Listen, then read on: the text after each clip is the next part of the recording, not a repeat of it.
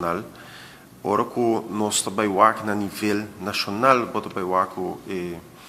uma grande parte de nossa população sofre financeiramente, tem dificuldade financeira, segundo estudo, 20% solamente de nossa força laboral está contente com a posição financeira, e essa é mesmo bisabo o que ficava. Ora que nós vemos a situação de a grande maioria de nós gente está uma situação difícil. Então, den a luz é importante para nós ver palabração que toma lugar, maneira palabração para o recorte de 60 milhões de cuidado médico. Ora nós vemos 2,6% de recorte salarial de ambtenaren. Ora nós vemos de BTW de 18%. Ora com nosso papel de flexibilização, maneira que o Sr. Mike acaba de indicar pouco rato passado.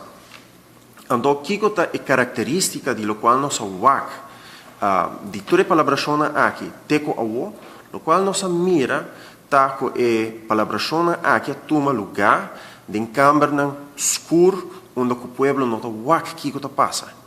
E processo aqui nós escutamos a palavra landspaket, então, uma vez que tem landspaket, e landspaket é uma decisão, uma palabração entre o governo de Aruba e o governo de Reino. Isso é um landspaket, nada mais, nada menos. Mas o processo aqui está um nível assim alto, maneira o Sr. Mike indicar agora, que toda a pessoa que está involucrada em recorte ou em medida, por exemplo, em cuidado médico, não a consultar com o médico, obviamente, não a consultar com o representante do paciente, obviamente, e assim tem uma quantidade de atores que não a ser consultados em a decisão aqui. Isso aqui nós chamamos um top-down benadering de solução. Isso aí está. Não está mais com isso aí. Está top-down para Kiko, num nível alto, tu toma decisão para o qual